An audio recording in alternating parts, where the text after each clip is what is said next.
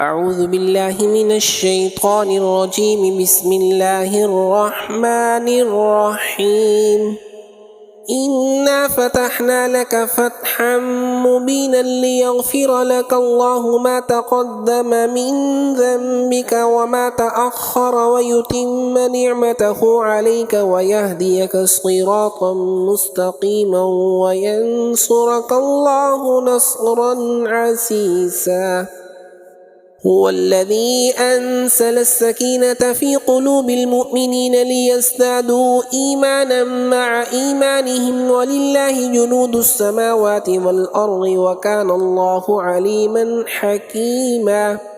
ليدخل المؤمنين والمؤمنات جنات تجري من تحتها الأنهار خالدين فيها ويكفر عنهم سيئاتهم وكان ذلك عند الله فوزا عظيما.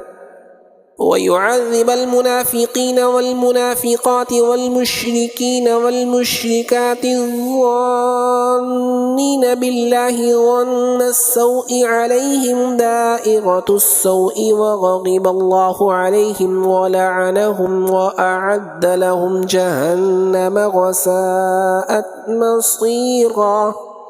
ولله جنود السماوات والأرض وكان الله عزيزا حكيما. إنا أرسلناك شاهدا ومبشرا ونذيرا لتؤمنوا بالله ورسوله وتعزروه وتوقروه وتسبحوه بكرة وأصيلا.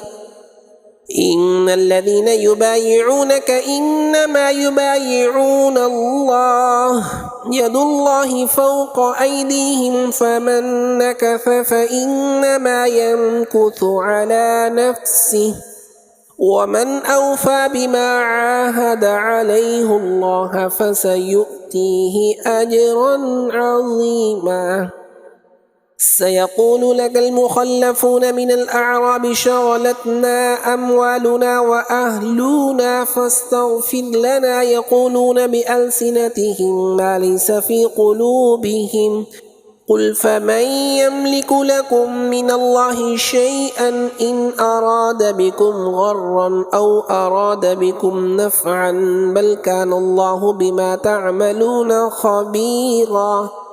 بل ظننتم أن لن ينقلب الرسول والمؤمنون إلى أهليهم أبدا وزين ذلك في قلوبكم وظننتم ظن السوء وكنتم قوما بورا. ومن لم يؤمن بالله ورسوله فإنا أعتدنا للكافرين سعيرا. ولله ملك السماوات والأرض يغفر لمن يشاء ويعذب من يشاء وكان الله غفورا رحيما. سيقول المخلفون إذا انطلقتم إلى مغانم لتأخذوها ذرونا نتبعكم يريدون أن يبدلوا كلام الله قل لن تتبعونا كذلكم قال الله من قبل فسيقولون بل تحسدوننا بل كانوا لا يفقهون إلا قليلا.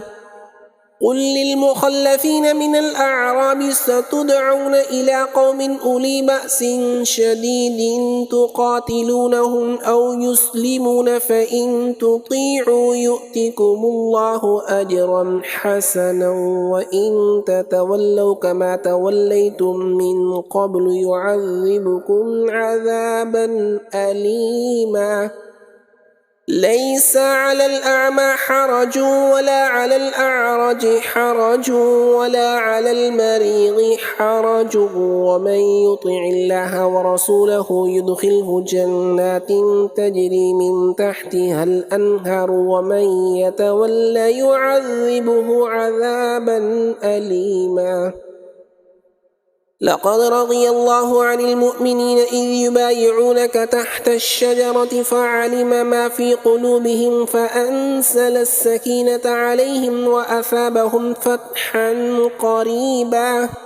ومغانم كثيرة يأخذونها وكان الله عزيزا حكيما وعدكم الله مغانم كثيرة تأخذونها فعجل لكم هذه وكف أيدي الناس عنكم ولتكون آية للمؤمنين ويهديكم صراطا مستقيما وأخرى لم تقدروا عليها قد أحاط الله بها وكان الله على كل شيء قديرا ولو قاتلكم الذين كفروا لولوا الأدبار ثم لا يجدون وليا ولا نصيرا سنة الله التي قد خلت من قبل ولن تجد لسنة الله تبديلا وهو الذي كف أيديهم عنكم وأيديكم عنهم ببطن مكة من بعد أن أغفركم عليهم وكان الله بما تعملون بصيرا